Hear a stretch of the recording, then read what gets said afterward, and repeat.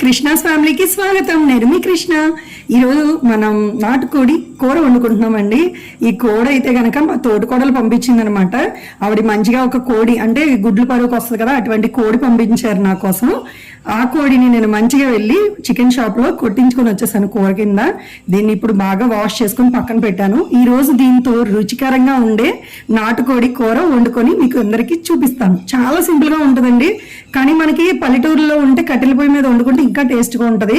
మనకి సిటీస్ లో అలాంటిది ఏమి ఉండదు కాబట్టి నేను ఈ రోజు అయితే గనక చూస్తున్నారా మట్టి పాత్రలో వండుతున్నానండి.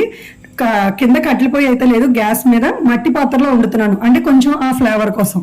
ఈ కూర అయితే పొయ్యి మీద పెట్టినప్పుడు సిమ్లో పెట్టుకొని వేడి చేసుకోవాలండి. ఇప్పుడు తగినంత నూనె వేస్తున్నాను ఇందులో.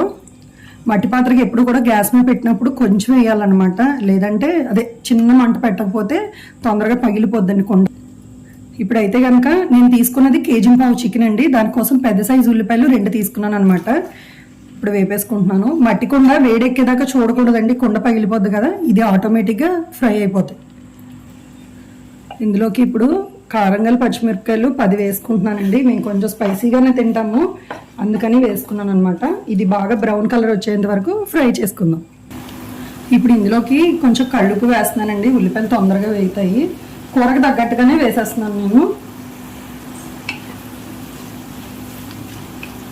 ఉల్లిపాయలు బాగా వేగినాయండి. ఇప్పుడు ఇందులోకి అల్లం వెల్లిపాయ పేస్ట్ వేసుకుంటున్నాను. కేజీన్నర చికెన్ కదా, 2 స్పూన్తో చిన్న స్పూన్తో 2 స్పూన్లు వేసాను అనమాట. ఒకసారి పచ్చివాసన పోయేంత వరకు బాగా ఫ్రై చేసుకుందాం. అల్లం వెల్లిపాయ పేస్ట్ బాగా వేగిందండి. ఇప్పుడు మనం శుభ్రం చేసుకున్న చికెన్ వేసేసుకుందాం ఇందులోని. ఇప్పుడు దీన్ని బాగా కలిపేసుకుందాం. ఇందులో నేను తగినంత పసుపు వేసుకుంటున్నానండి. ఇప్పుడు నీచు వాసన పోతుంది ఇప్పుడు వేసుకుంటే. కొద్దిగా పసుపు కూడా వేసుకొని బాగా కలిపేసుకుందాం. మూత పెట్టుకొని కొంచెం నీళ్ళు వచ్చేంత వరకు బాగా ఫ్రై అవ్వద్దాం. నీళ్ళు చూడండి ఎలా వచ్చేసినాయో. ఇప్పుడు నీళ్ళన్నీ కూడా బాగా ఇంకిపోతాయి కదా, అప్పుడు నీచు వాసన అనేది ఉండదన్నమాట మనకి. ఒకసారి ఇందులో కలిపేసుకొని మనం బాగా. నేనైతే ఒక పెద్ద సైజు టమాటా ఒకటి కోసుకున్నానండి. మామూలుగా అయితే చికెన్లో వేసుకుంటారు, నాటుకోళ్ళలో వేసుకుంటే వేసుకోవచ్చు, లేకపోతే లేదనమాట. నేనైతే గ్రేవీ బాగుంటుంది అనేసి ఒక పెద్ద సైజు టమాటా ఒక్కటి తీసుకున్నాను.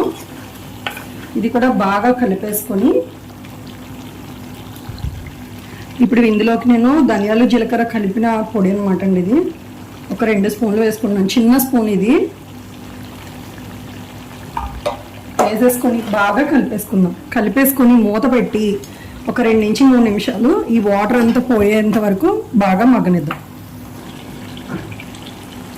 ఇప్పుడు చక్కగా నూనె అంతా పైకి తేలుతుంది చూడండి. నీళ్ళన్నీ ఎగిరిపోయాక వేసుకుంటే మనకి ఏంటంటే నీచు వాసన రాదనమాట. ఇప్పుడు ఇందులోకి నేను సరిపడా కారం వేస్తున్నాను. అంటే కొంచెం కారం ఎక్కువ తక్కువ తినేవాళ్ళు చూసుకొని వేసుకోండి.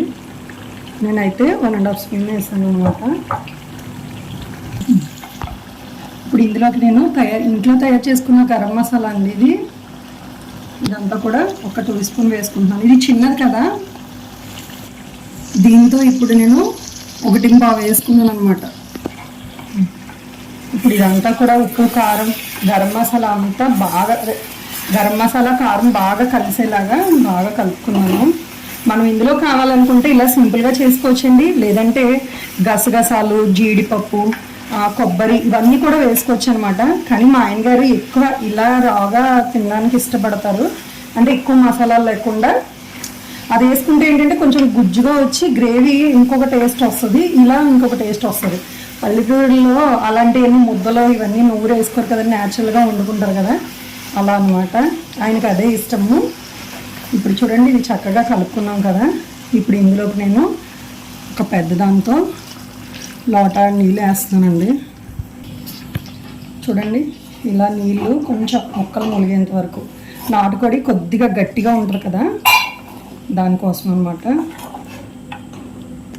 ఇప్పుడు పైనుంచి కొంచెం కాడలతో ఉన్న కొత్తిమీర వేస్తున్నానండి.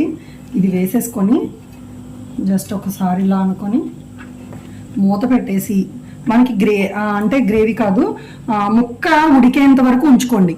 ముక్క ఉడికిన తర్వాత ఉంచుకొని మనం ముక్క ఉడికిపోయిన తర్వాత మనకి గ్రేవీ ఎంత కావాలో తెలుస్తుంది కదా, అలా అన్నమాట. నేను చూపిస్తాను మీకు.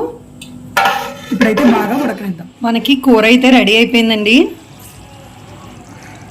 ఈ కూరలోకి ఇప్పుడు మనం కొద్దిగా కొత్తిమీర వేసుకుంటున్నాను. కొత్తిమీర వేసేసుకొని మంచిగా కలిపేసుకొని ఇంకా స్టవ్ ఆపేసుకుందామండి. మనకి గ్రేవీ ఇలా ఉంటే సరిపోద్ది అనమాట. చూడండి, ఇలా గ్రేవీ ఇలా ఉంటే చాలా బాగుంటుంది. చూడండి ఎంత బాగా ఉడికిందో, ముక్క కూడా చాలా బాగా ఉడికింది. ఆల్రెడీ మేము టేస్ట్ చూసామన్నమాట. తక్కువ ఇంగ్రీడియంట్స్తో సూపర్గా కుదిరిందండి ఇవాళ కూర. మీకైతే ఇందులో నేను స్మెల్ చూపించలేకపోతున్నాను, కానీ ఎంత మంచి స్మెల్ వస్తుందండి కర్రీ అయితే కనుక. ఈరోజు దీనికి కాంబినేషన్గా కొద్దిగా బగారా రైస్ కూడా చేశాను. ఈ రెసిపీలు అనేవి మనం ముందు మన ఛానల్లో నేను మీ అందరికీ చూపిస్తాను. ఇప్పుడైతే సర్వ్ చేసుకుందాం రండి. ముందుగా అయితే బగారా రైస్ పెడుతున్నానండి. వస్తుందన్నమాట, దానికోసం పెట్టేస్తున్నా. చూడండి కూర వేడిగా ఉందన్నమాట, ఎందుకంటే మట్టి పాత్ర కదా, వేడి బాగానే ఉంటుంది.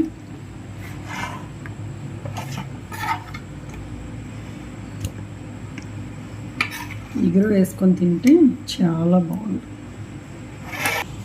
వేడి చేయకుండా ఉండడం కోసం కొద్దిగా ఉల్లిపాయ చట్నీ, అదే పెరుగు రైతా చేశాను.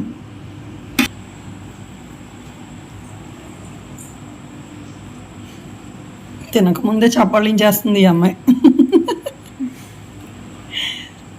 ఎలా ఉందమ్మా? బాగుందా?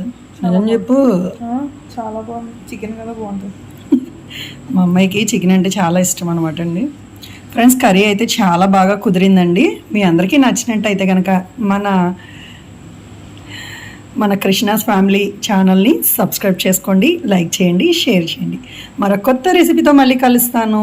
బాయ్ బాయ్ చెప్పమ్మా. బాయ్. తీసుకో.